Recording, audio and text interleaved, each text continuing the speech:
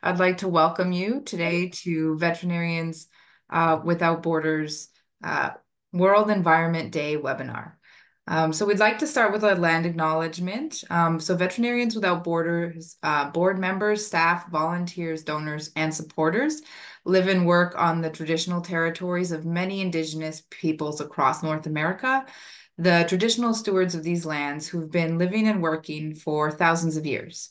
Our head office is situated in the unceded and unsurrendered territories of the Anishinaabe Algonquin Nation, whose presence reaches back to time immemorial. I'll start by introducing myself. My name is Kristen Rodriguez. I am the Director of International Development and Humanitarian Response at Veterinarians Without Borders Canada.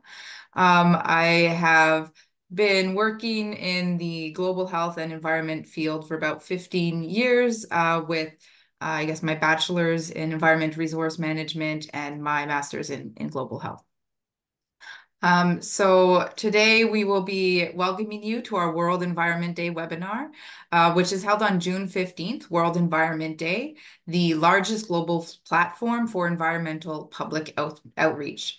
This year's theme is land restoration, desertification, and drought resilience, highlighting critical environmental challenges. So to mark the day, we've invited a multidisciplinary panel of One Health specialists and colleagues to help us answer the question, how can One Health approaches enhance community resilience in a changing climate? So specifically, we're going to explore how rural communities are adapting to climate change impacts through One Health approaches.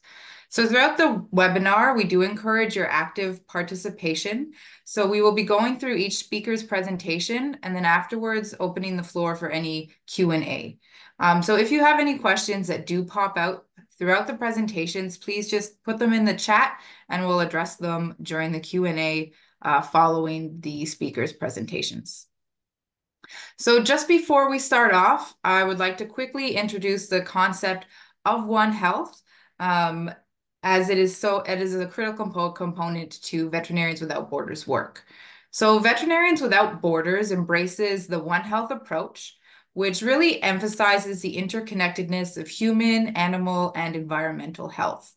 One unique aspect of One Health is it really fosters interdisciplinary collaboration, particularly emphasizing teamwork amongst various stakeholders. So healthcare professionals, veterinarians, environmental stakeholders, as well as policy makers and community leaders. One Health is critical to addressing the multifaceted impacts of climate change in our communities, playing a crucial role in linking livestock productivity, environmental conservation, and community well-being.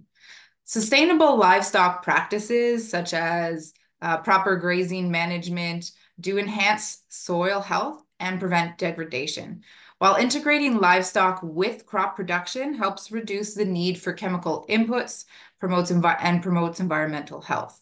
So healthy ecosystems provide better forage and water resources for livestock, thereby improving productivity. Additionally, productive livestock contribute to a stable source of income and nutrition for many smallholder farmers.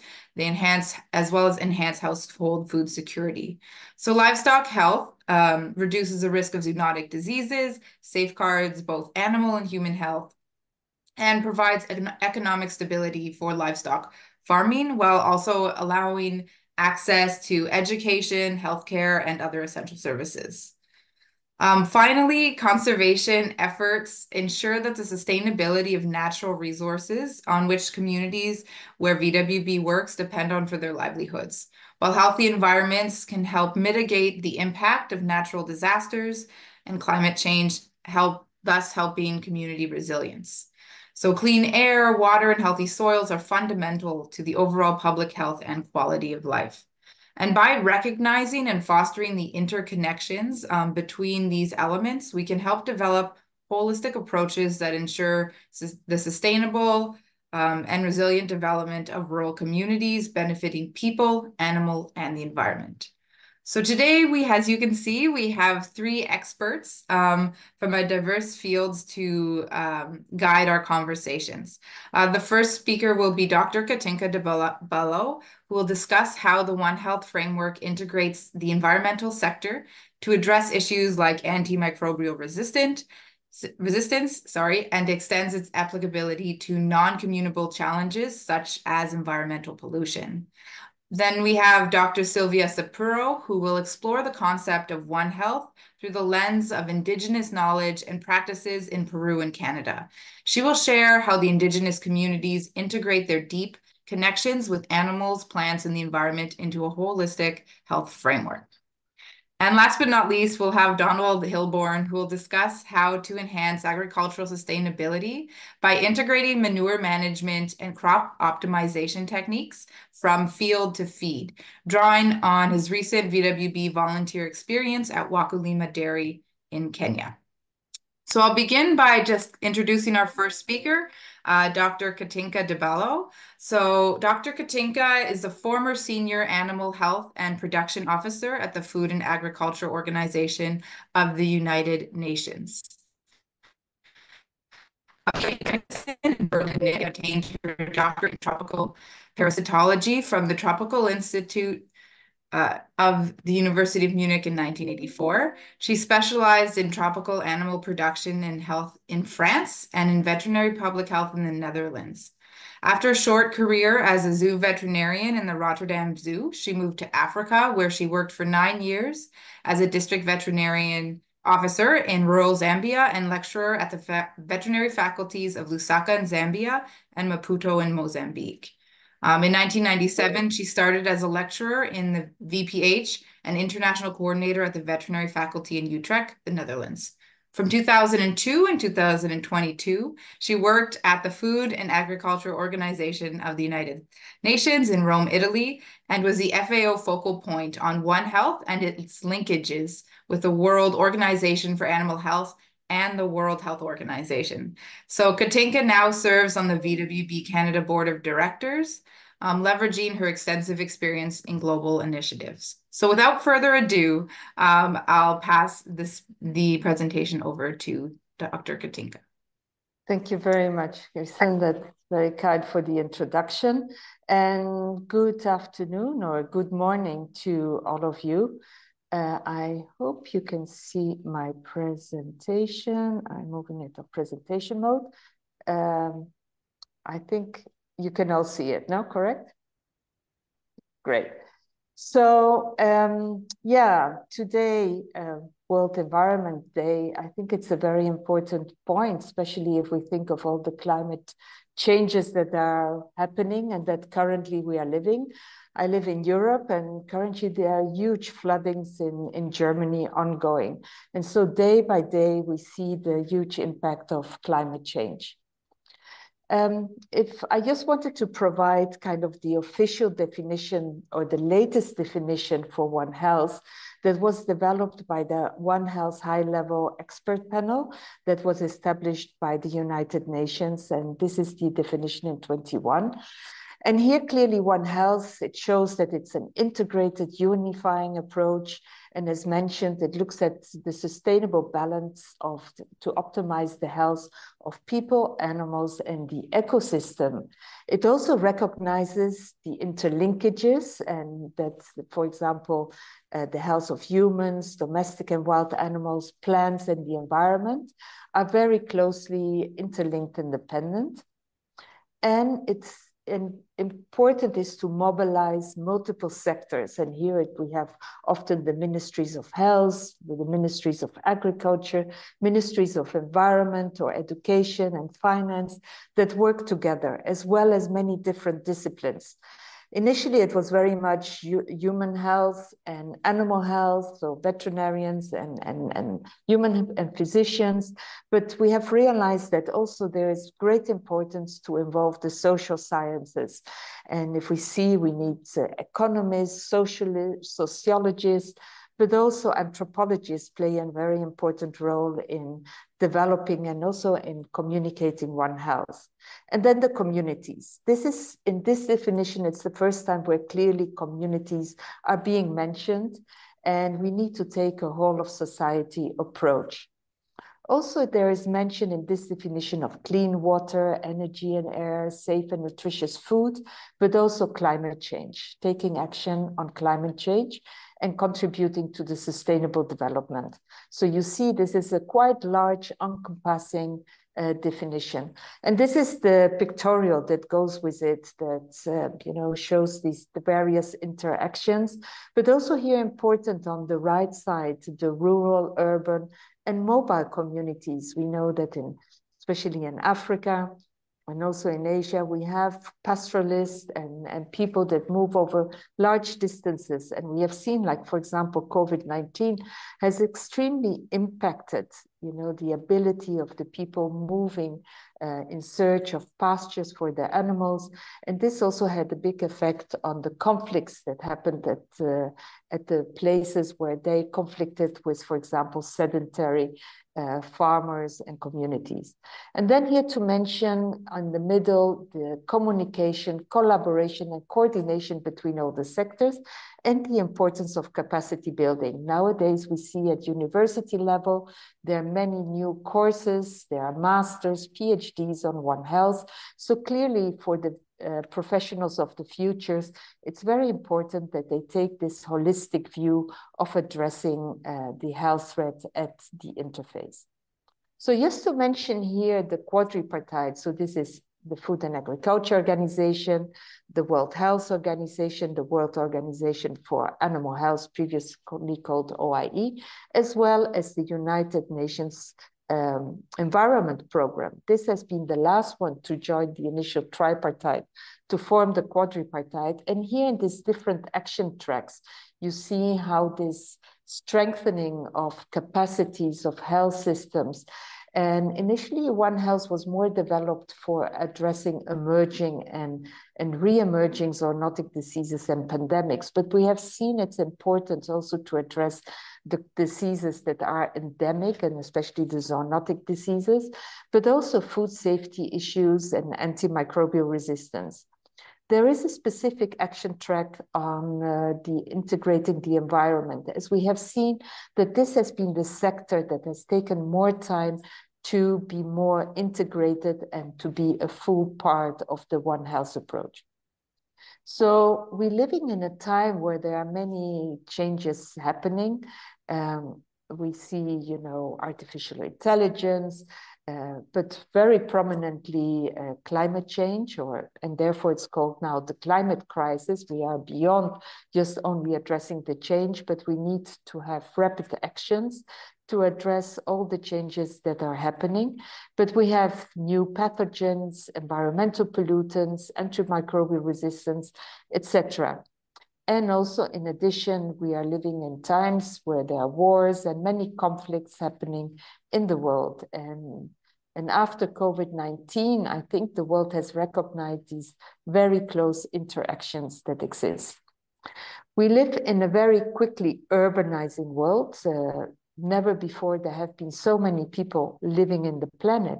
But we see with the urbanization, we also see the divide, the inequalities in the ways, in the conditions people live in, and especially their access to information, but also to services.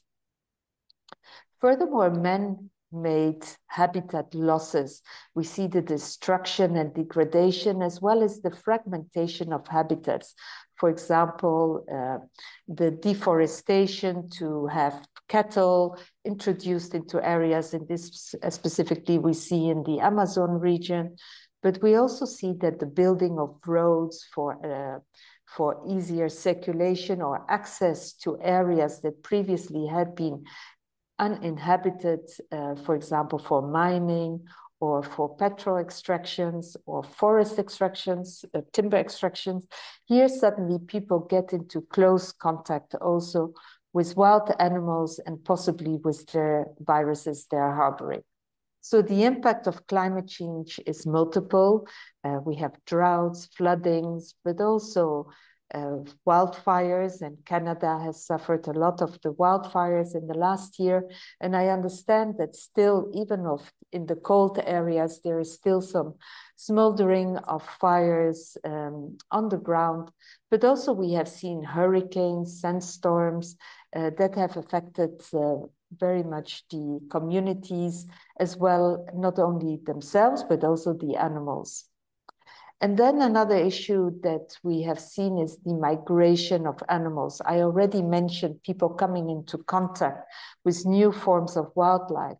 But for example, the Ebola outbreak in West Africa in 2016, still the origin is not completely known, but there is a suspicion that bats have migrated, possibly due to new types of plantations of palm oil, for example, that have attracted these bats coming from long distances. And we know that bats can travel, can migrate about 1,000 to 2,000 kilometers. That would be like 1,600 miles.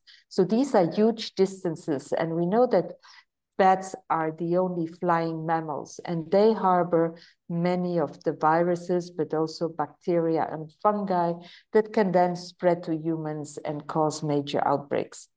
So here, just to illustrate to you some of the emerging diseases that happened, and initially from bovine spongiform encephalopathy or mad cow disease, we have seen Nipah virus, the first SARS outbreaks in the early 2000s, around 2002, 2003.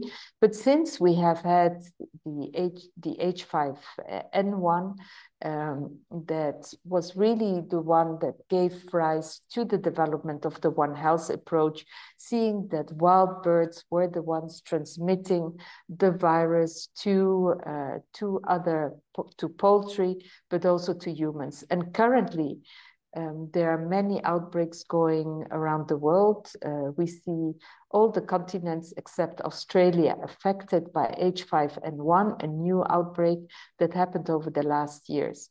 But also COVID-19 is a reminder that how quickly diseases can spread. And actually, we have all lived through the effects of the pandemic.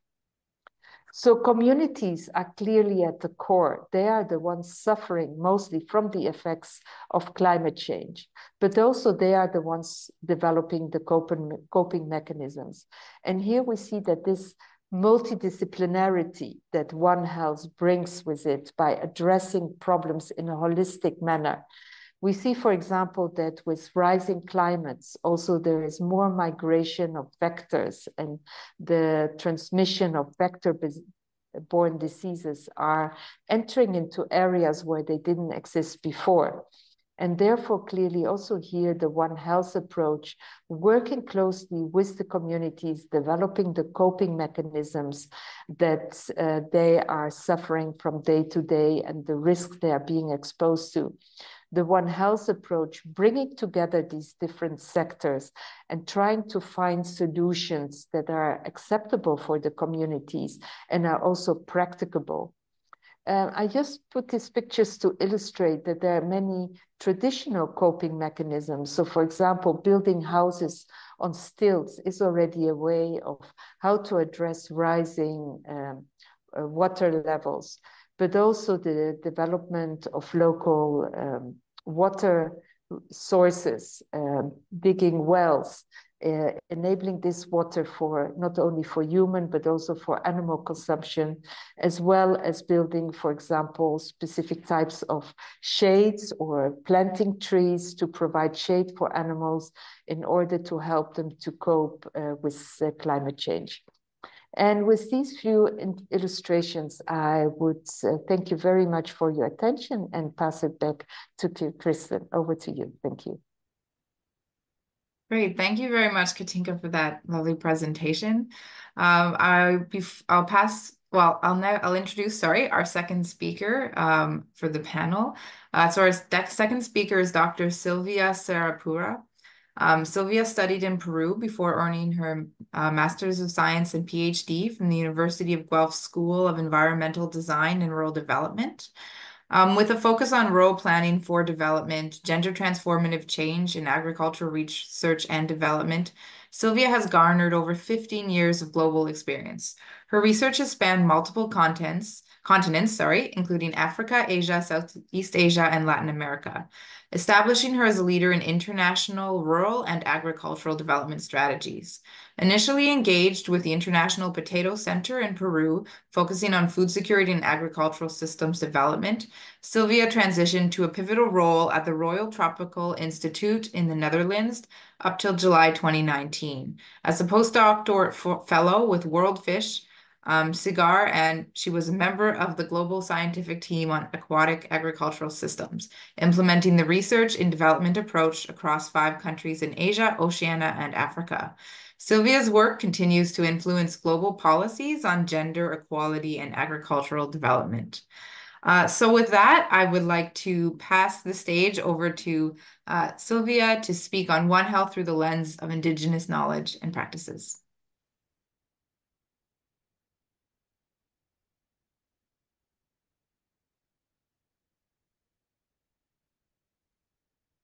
Sorry, Sylvia, you're on mute. Good morning, good afternoon, everybody. Thank you for having me. And it is a pleasure to share with you some experiences from our research especially in Latin America, and now starting our research in Northern Ontario. Currently, I am in one of the communities where we are implementing some projects for food security and food sovereignty from the perspective of One Health and climate change. But today, let me share with you how we do our research. I will take that 10 minutes. Hopefully, it is within that time lapse that I can present everything. Well, our research is transdisciplinary. It means that working with people in participatory ways. And well, we approach our research from a system thinking perspective based on the ideas of Dr.med.vet, and our engagement is particular in 2 countries, Peru and Canada. In Peru, we have been working with indigenous communities and peasant communities, with potato guardians, the CGIR, the Ministry of Environment, and also an NGO called Yanapai. In Canada, we have started our engagement with 3 communities in Northern Ontario: Rocky Bay, Pig Mover, and Red Rock Indian Band. But as I mentioned before, we are taking the example of the Andean farming systems in order to work with these communities. And we follow 2 principles: the Andean cosmovision, which is agrocentric focus, and these principles lead the communal systems, Ailu, Aini, Minka, bartering, or Trueque, which I will explain later. But also we lead or we emphasize on indigenous knowledge or saber campesino. And this is guided more for the way that they call well living and practice well living, well-being. It is more living well, no? And it brings to these people sustainability, resiliency, and maintenance of biodiversity. When I say biodiversity, it is in interrelations between plants, animals, and the ecosystems. But how they do it? Well, it is basically a community planning. They work as communities, and they take care of, as you see in the graphic, they take care of the animals, of the plants, of the mountains, the water, no? It is an integrated management to what they have in the ecosystem. But as you can see here, even though this information, this knowledge has been passed through generations orally, they focus in different aspects that are very important for us. No? For example, they have a documentation on community information, the geographic information of the community. Well, they know what the terrestrial areas are. They keep taking information on how the roads, the paths, or caminos are in order to transport the harvest, or in order to do the planting, how they do soil conservation, water management, how they take of the care of the livestock. For example, if they are indigenous livestock, when they have to transport them to higher areas in order to take advantage of the water and the pastures that they have, and the wetlands, to take care of the lands and to maintain the wetlands, no? But also what is very important for us, and stressing more on the land, no? The importance of the land and the soil, that for community living, for the maintenance of the ecosystem, and well, it is in association and giving more emphasis to the cultural activities, no? And these are translated through community activities, community engagement, and community facilities. But as you can see here, in summary, what they do when they do, for example, they practice the communal zoning after having these annual encounters with all community members. They define and they see what are the zones of production for animals and plants, zones of forestry production, pastures, zones of conservation or natural protection, sources of waters, and sources of biodiversity, and everything is centered in the community. And when they do it, well, they give importance to land use planning, no? Everything departs from the chakra, from the plot, but guided by cultural practices such as Aini, Ailu, and Mika. But the contribution of families and community members is very important in order to share the work and resources to maintain the genetic diversity of animals and plants, and in order to control and minimize risks, no, due to ecological variability, water scarcity, and soil degradation. The use of plot is subject to rotation in INOCAS, no? And it is in order to maintain the fertility and quality of the soils, as well as to control insects and plagues. Well, you can see here a description of soil conservation. I won't go in detail after each component, but it is based on tillage systems, no, that are used to minimize soil erosion and prevent losses, productivity, plagues, control animal manure, and water runoff. As you can see here, they practice the barbecho, the chacmeo, the ocos, and terrazas or andenes in order to control drought. But also they have a good control of water management. You may have seen or may have heard on how the Incas manage the water, no? And the way that they build the aqueducts or acequias, the cochas, and the warus, and well, the cochas and warus are more located in upper areas of the communities, but they control the overflow of water, retain soil, balance the humidity, and raise temperatures at frosting nights. As you can see here, it is the interaction with all the components in the system. It is a holistic approach that they have in order to manage their resources. And well, we cannot take away biodiversity, which is very important for them. But how they do it? Well, activities are conducted through cultural and festive calendars, and they usually practice it in relation to plant production, multi-cropping, and cultivation of crops, no?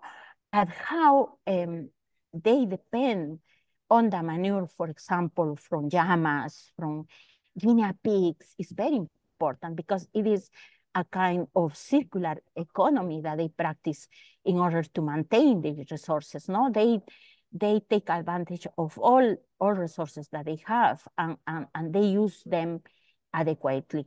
But taking into context, it is not only cultivating the plants, but making sure that they have plants that could help to fight with insects or to build life fences in order to protect them from diseases and from predators. This is also considering the biodiversity management is considering what they see in the ecosystem. For example, they count on living indicators, plants, animals, physical phenomena, and stars in order to see and to predict climatic occurrences. Bartering, trueque are very important as well as compadrazgo. And they usually don't buy seeds or genetic material in situ. They exchange this material in order to continue cultivating. But if they cannot cultivate this, or they cannot raise a type of animals or plants, they exchange material in order to eat them during the winter season. And well, what it is valuable to count, it is the communal seed banks, and it is the in situ conservation of plant and animals. For example, in some communities, we can have 500 varieties of native potatoes, but also we can have 6 different breeds of llamas and guinea pigs. And as I mentioned before, cultural practices are very attached to this holistic approach to One Health. And it is that communities depend on these activities to do that work. As I mentioned before, ILU, for example, is the basic unit of the social organization in the community. INI is the reciprocal work system that family shares with other members of the ILU or community, and it is more destined to agricultural work. When I refer to agricultural work, it is taking care of the plants and animals, no? And management of water structures and upkeep of biodiversity. The Minca is another type of collaborative work, no? And it synthesizes the relationships of reciprocity, commitment, and complementarity. And the communal activities are held in festive atmospheres, and well, they usually have music, consumption of chicha de jora, which is produced from maize, and coca leaves. But what we can learn from all of this, no? And I want to emphasize that I am not romanticizing these activities. It is what I experienced in the communities through 25 years of research in Annan communities. But for me, the One Health approach and indigenous worldviews are very linked, because the foundation for the indigenous cosmovision is nurturing life, no?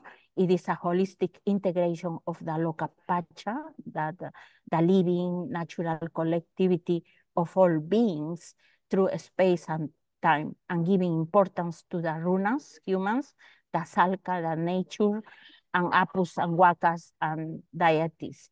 But also it is done with respect, empathy, and reciprocity. With this, I want to finish, because it will give us more food for thought for the future, no? What we can learn from indigenous communities, not only in the Andes, because I presented it because I have worked extensively with them, but what we can learn from indigenous communities in Canada and worldwide. And thank you so much for having me. Great, thank you, Sylvia, and that wonderful insight on the importance of incorporating cultural practices in the One Health approach.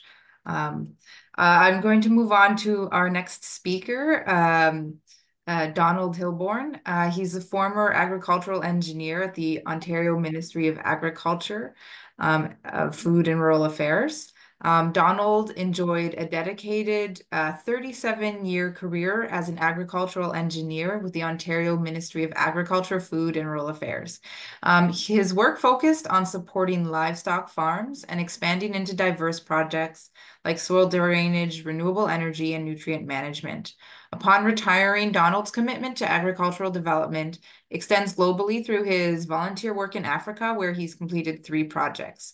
In Tanzania, he implemented small-scale irrigation systems and developed greenhouse tomato growing techniques to enhance local farming practices. In Ghana, he focused on urban-based snail and tomato production, introducing innovative farming methods in densely populated areas. And most recently, Donald worked as a VWB-Vets volunteer in Kenya, supporting extension officers and One Health champions at Wakulima Dairy, a cooperative that supports 8,500 small-scale dairy farmers. So with that, I'm going to pass it over to Donald. Thank you. Can you hear me? I volunteered for 3 weeks as an agricultural sustainability advisor. I think to work here. Screen sharing, I just got to get her to work.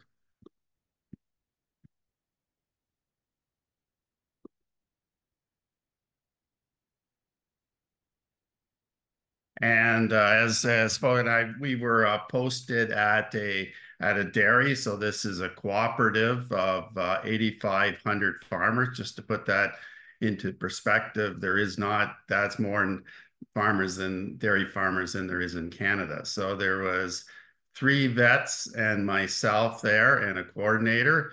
And and this is the dairy, a very busy place, and you can see them loading milk, and everything's done by hand. So the feed is brought in by hand, the cows are milked by hand, the milk's carried, and the dairy picks it up 3 times a day.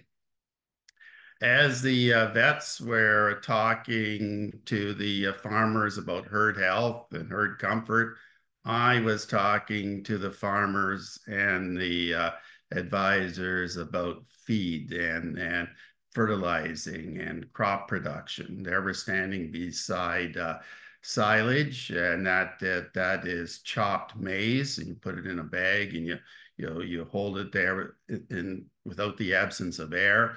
And that really is a way for them to get through some of the harsh weather conditions. In about 2 years before, they experienced a very dry period of time. So having feed and storage so that you can get through those periods is one of the ways of addressing some of the concerns with climate change. There, we talked about the quality of feed. We talked about the protein levels. Protein prices for feed in the last few years has gone up, so especially protein. So bringing in crops that have a higher protein level, harvesting them at the right time is things we talked about with the farmers. In the middle of the picture there, you see manure runoff, and that is something that I really addressed. So from the cattle in Kenya, or what we were dealing with, the cattle were held on concrete. They do not want the cattle out on pasture because of disease issues. So from the concrete, there's this runoff that occurs, and it is materials that can be a contaminant. They also can be a fertilizer. So there's opportunities to if you need to reduce it or you capture it, and then you spread it on the land as a nutrient source. So this is just 2 ways of dealing with the manure. The one on the left-hand side, that's a biogas facility. So they're mixing the manure. They're then putting it into a tank in an anaerobic condition. And then the biogas from the production of from the digesting, that is piped into the local houses, and that is used for cooking, and that can replace, in many cases, charcoal that is used for cooking. And then the effluent from the biogas plant is a very good fertilizer source. On the right-hand side, you see a compost pile. And that's another way of dealing with it. And you can add some of the food waste, organics to the compost. You can add local leaves. We talked with the farmers on improving their techniques for compost. One way we talked about was putting sticks on the bottom for ventilation so air can come up. And then in the center of the compost pile, you place a post. And then once the compost pile is built, you pull the post out, and that creates a hole for the air to leave. So you got a very good ventilation process that allows the compost pile to come up in temperature, and that'll remove pathogens and plus make the compost very good as a nutrient source. One thing we did talk to farmers about was how much compost to apply per square meter. Everything is done by hand, so we're not on a large basis. So how many pounds or kilograms of compost do you apply, and is that enough for producing a maize crop? We spoke. This is the local advisor group that is working with Vets Without Borders, and we had a day session, and I was involved with especially on the crop cycle, the nutrient cycle, and again we re-emphasize the proper or good composting techniques. Interesting enough, through the translation process, the extension workers we were working with then they rapidly were able to understand what the concepts were, and then they can go out and talk to their respective farmers. Each of these extension agents that are connected with the dairy will deal with 900 farmers. So it's a train the trainer. Then here it's a case of the trainers training the trainers and getting the information out. This is just the two of us here, and us, and my little sketch kind of looks like a Big Mac gone bad, but that's a compost pile of different layers. And the farmers understand these techniques and are very ready to take it on and do it on their farm, something that fits their farming techniques. This shows a Napier grass, and one of the things we talked about is that if you harvest the Napier grass when it's 1 meter high, it has a protein level of about 16%. If you wait till the Napier grass is 2 meters high or higher than your head, then it has a protein level 9%. So more frequent harvesting. If you get a lot of Napier grass, then you can chop it and you can silo it for food down the road, food for the cattle in the future. One of my projects there was soil pH. So one of the issues in the area is low pH, and we found that pH to be, I think, 4.8. And that is too low to grow a crop such as alfalfa, or to ideally grow a crop like corn. So we talked to the farmers about adding lime. And interestingly, the government already has brought lime out for the farmers to use, but they just didn't get the rest of the information of where they should put it and how much they should apply. So we talked about that. We have left the extension workers with a testing equipment, just a very simple pH tester. You make a slurry with the soil and you get a pH level. So we talk to them on how to do that, and they keep the equipment. They can talk to farmers on what is their pH. And we found a fairly wide variance of pH across their very small farms.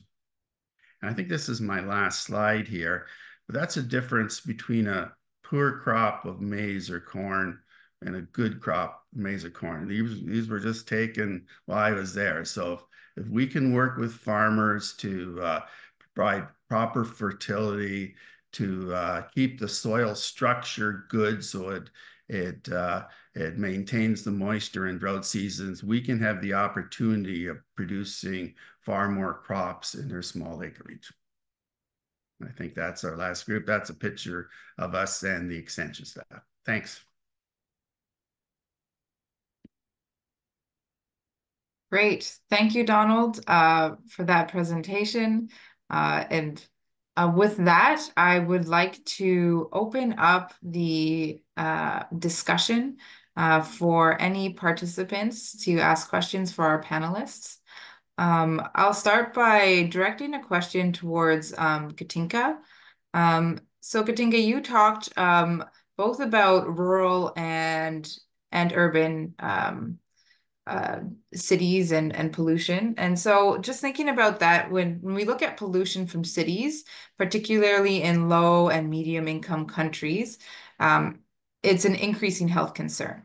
So how could we address pollution and also, or how could addressing pollution, benefit from a One Health approach? Okay, thank you for this question. Well, as you mentioned, we see an increase in pollution, and especially in the urban areas. This is partly due to cars or due to industries being in the peri-urban areas.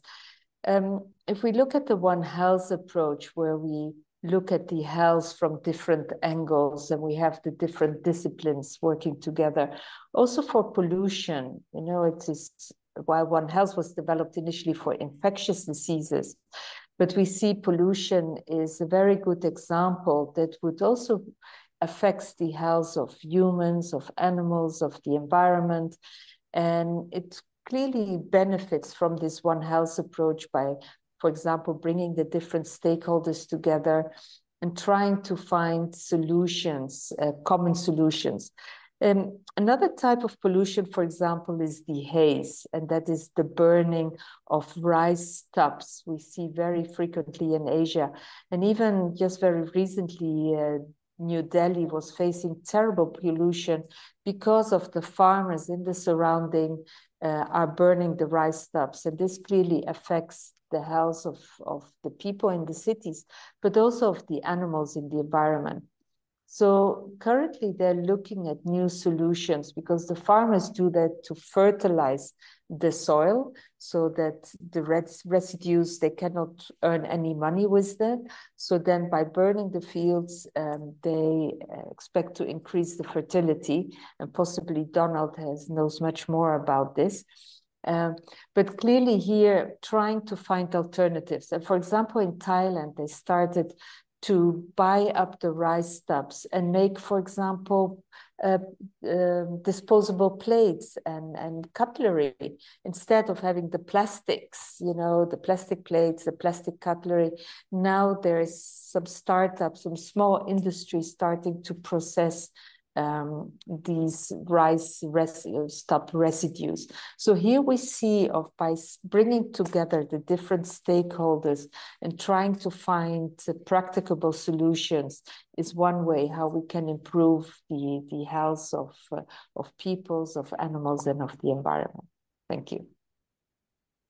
Thanks, Katinka. I think that's a great example of a holistic One Health approach that really captures, looks at the economic, social, environmental, human health ways to address a solution like pollution. So thank you for sharing that. I'm not sure if Donald, you have anything else you might want to add on Katinka's point there about particular in crop residues and the solution she was talking about. It's very interesting because one of the challenges I saw on the farms, and I was only there for 3 weeks, so it's hard to see everything and understand all the different aspects. One of the issues was this manure runoff and the liquid runoff, and the fact that in many cases it was not captured, and eventually, in its very hilly ground, will end up in a water course and can be a very serious pollutant and can cause issues. So you're really causing a pollution, but you're also losing the nutrients that are in it are very valuable. So by using something like rice hulls and using that to absorb that runoff and to improve your composting process works very well. So it all works together. And maybe you can also use it to bed the cattle for improved comfort, and then to use that to make the composting easier. Then that is organic matter you're putting onto the soil. So you're blending that into the soil, and that increases the soil's resistance to drought. So it all works together. That's great. Thank you, Donald. I just want to remind participants again, just if you have any questions, please write them in the chat or the Q&A as we go through the questions that do come in. So just moving on to, I guess, the next question, building off of what we were talking about. You know, Sylvia, you had mentioned quite a lot about incorporating cultural practices and indigenous thinking. So what are the main aspects that you think we should consider from indigenous thinking and practice to influence One Health policies? Well, what is very important for us, and based on the work that we have been doing with different communities around the world, we find that policy making is a weak component in order to make indigenous thinking, indigenous contributions to well, One Health. And I consider that indigenous thinking and indigenous knowledge and practices should be brought to the center of our attention in One Health policies. Well, it is also another aspect related to policy influence, and how we do in order to influence policy making is researchers, practitioners have the responsibility to engage with policy makers from the beginning of any project or any program, so they know from the beginning what is happening in that project or program, and they can have more familiarity what is happening in context. Another aspect that I find very important is the role of institutions, and it is trying to come together with the formal and informal institutionalization of communities and also states and governments. I know that it could be a little bit tricky. It needs also to build trust and support from communities, but engaging to policy making, I think that it can make a big difference. Another aspect that was mentioned during the conversation, and it is in the framework that our first colleague presented, is capacity strengthening. But capacity strengthening not only of communities, no, but it is more about how we work with these indigenous groups. We tend to go to indigenous or local communities in the global south, and we have with that idea that we have to extract information and forget about them, no? And because One Health is a very important component for the future, and we have to deal with climate change, with biodiversity loss.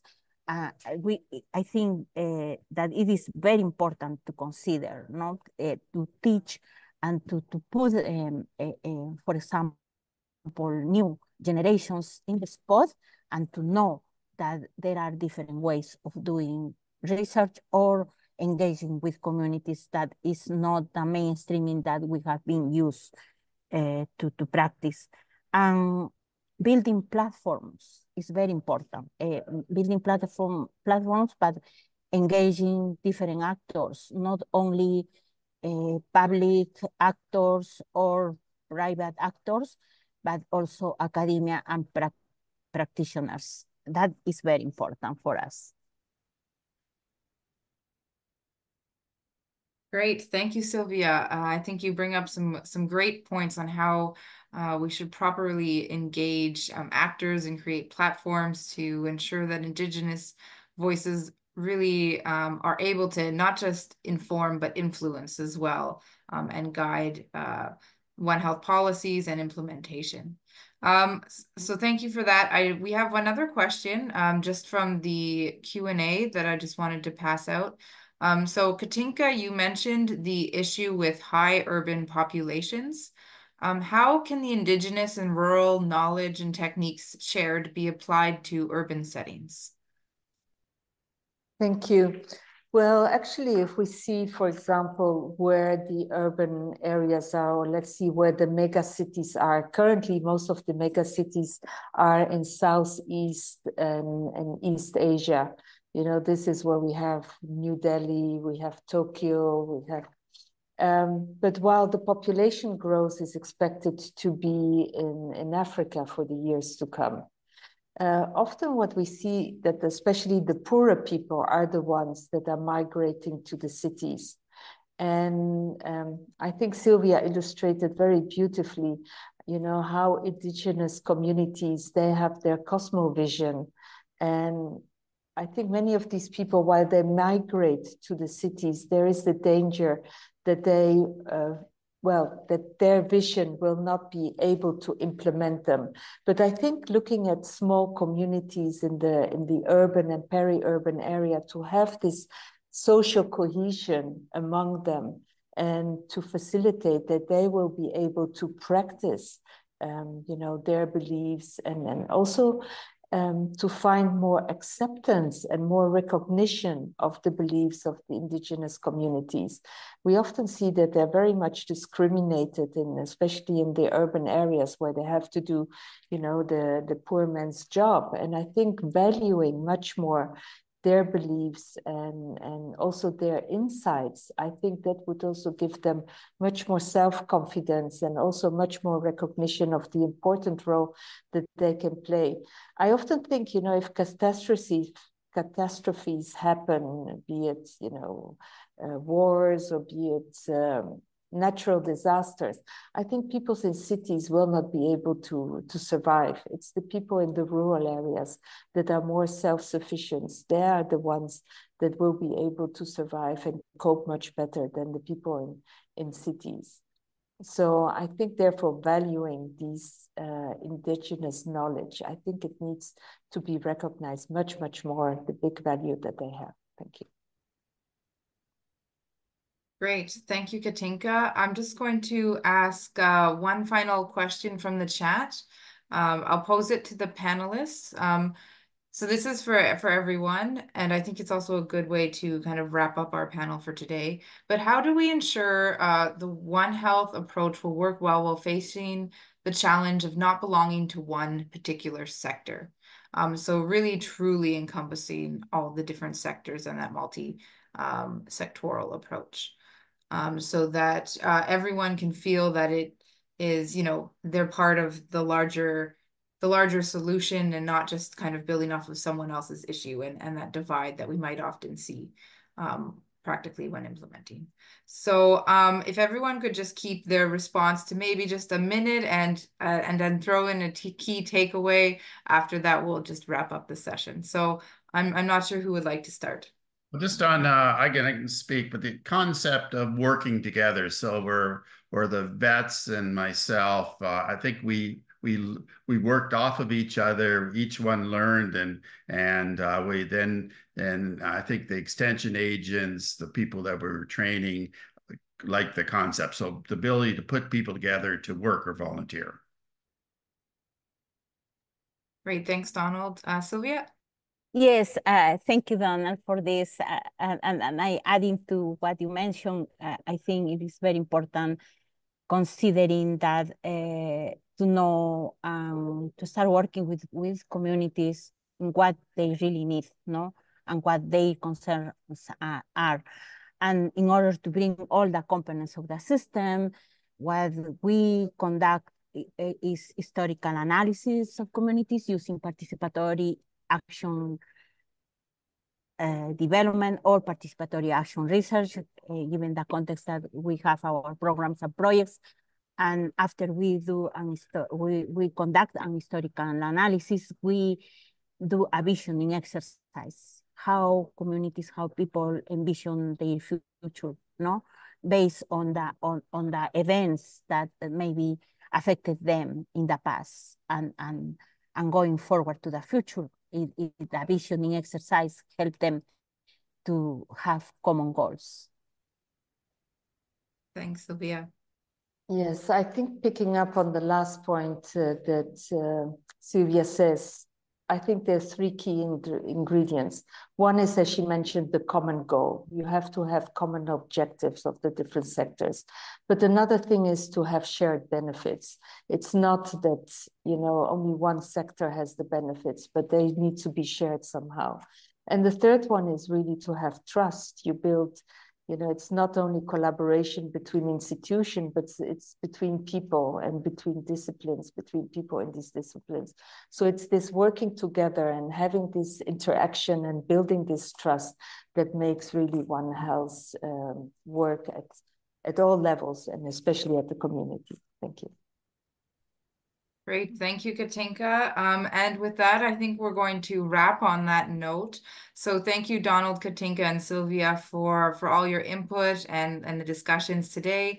And just a quick, before everyone signs off in the chat, there's a little link to a survey, just a quick little survey to let us know, you know, what you liked about the webinar, what you might like in future webinars, and what you'd like to see from VWB. So again, thank you so much for your attendance today. And goodbye, everyone. Goodbye. Thank you. All the best. Thank you.